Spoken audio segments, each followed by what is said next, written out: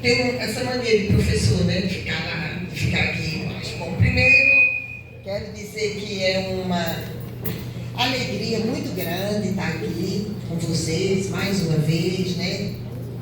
Ontem, eu tive a honra de estar no quilombo Pitanga dos Palmares, né?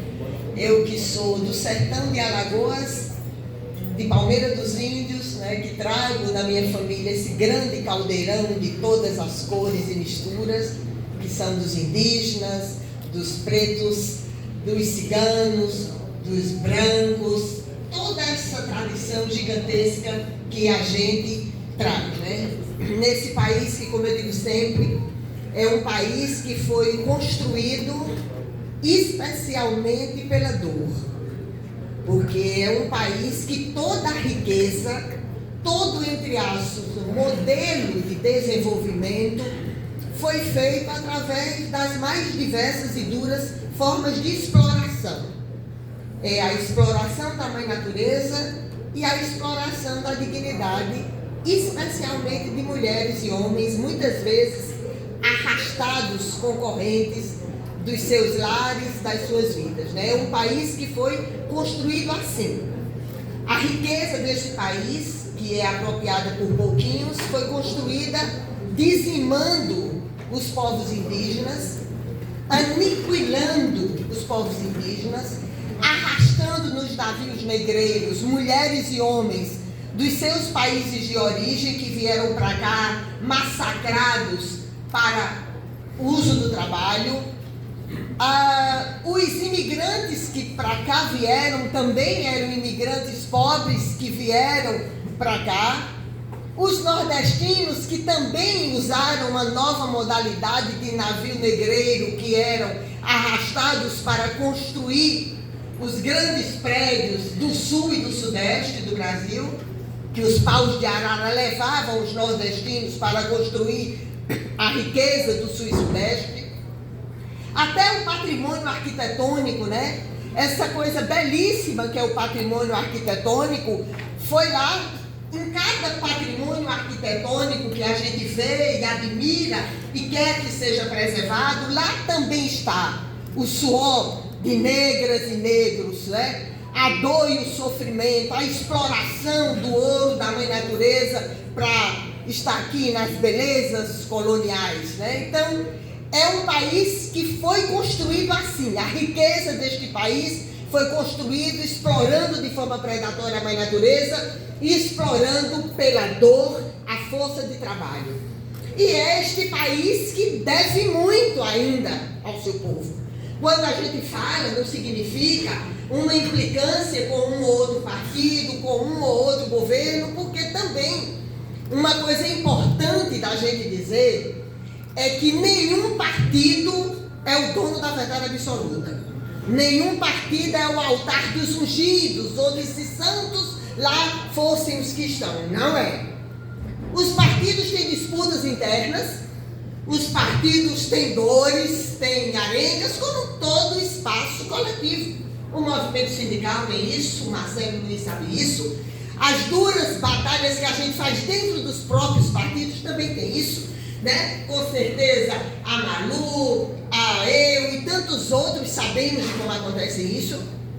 E é por isso que é muito importante a presença de vocês aqui. Eu quero agradecer muito ao Marcelo, a Lana, a Malu, Luiz, agradecer muito a vocês que tomam a tarefa de ajudar. Queríamos muito estar aqui saudando os que vieram antes. Infelizmente, eles não estão aqui. A humildade seria necessária de que também estivesse aqui, para reconhecer que outros agora comandam, porque partido não tem dono. Na verdade, não tem dono. O Hamilton, esse guerreiro, né, do meu coração, eu estava dizendo, dizem que os velhos encolhem, né? Eu encolhi, eu acho que um pouco. O Hamilton grandão, aí ele disse, não, eu estou de tênis que eu estou com problema de joelho. Ainda bem, né, Hamilton? Porque eu pensei que eu tinha encolhido mais. O Hamilton, que é um guerreiro, eu tive a honra de ajudar na construção do PSOL, eu tive a honra de ser presidente nacional do PSOL e candidato também a presidente, e deixei a presidência do PSOL para ajudar a construir um outro projeto que eu entendia que era muito importante, inclusive para uma figura histórica, porque eu tenho um profundo respeito. Mas nem ela, nem eu, nem ninguém, nós não somos donos de nada. Nem os filhos que a gente pai cria, a gente é dono deles. Então, o partido não é o altar dos ungidos, os partidos não têm dono nem dona, os partidos são experiências extremamente importantes. Por quê? Porque a única forma de estar nas instâncias de decisão política e nos espaços de poder é através dos partidos.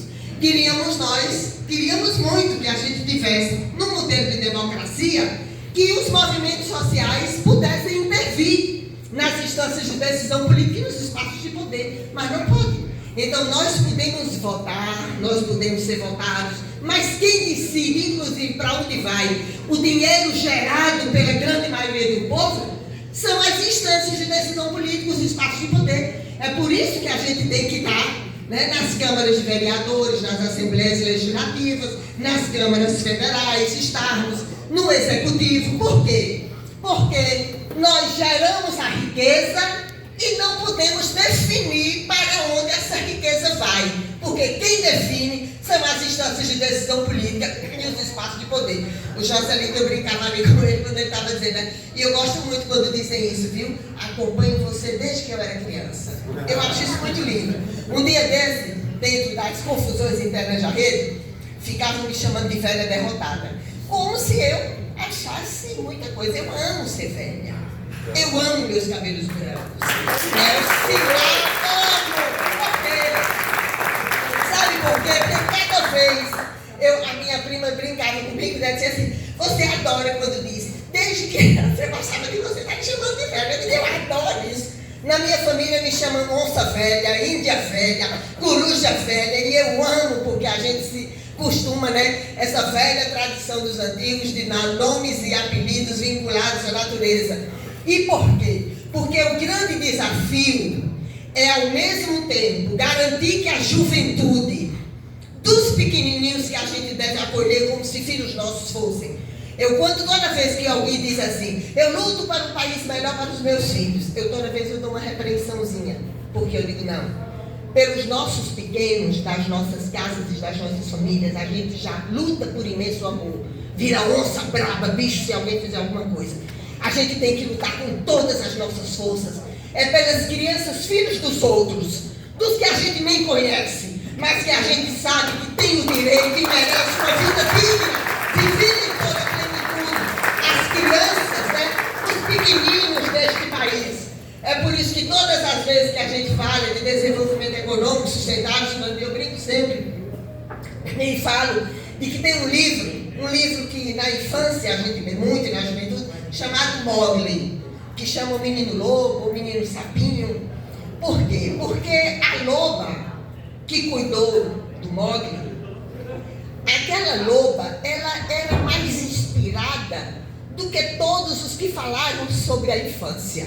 Todos, ideologicamente, programaticamente, e a loba quebrou todas as regras da selva e cuidou com um filhote de outra espécie.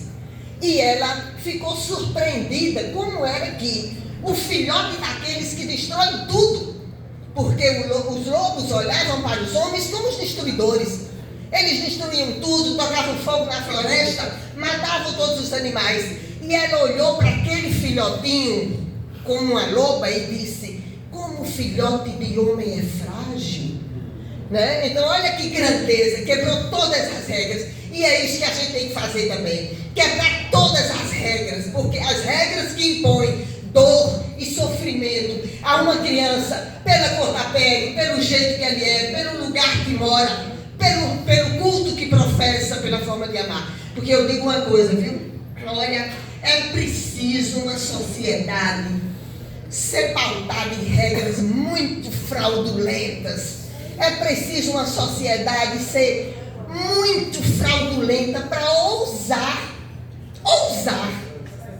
definir qual é a forma que você ama e qual é a espiritualidade que você professa. Olha só, quem és tu, para dizer a sua espiritualidade é maior do que a minha, a cor da sua pele é maior do que a minha, você ama de um jeito que não pode amar. Então, isso não existe. E é por isso que a gente tem que estar na política. É por isso. É duro estar na política? É muito duro estar na política. É nadar contra as correntezas todos os dias.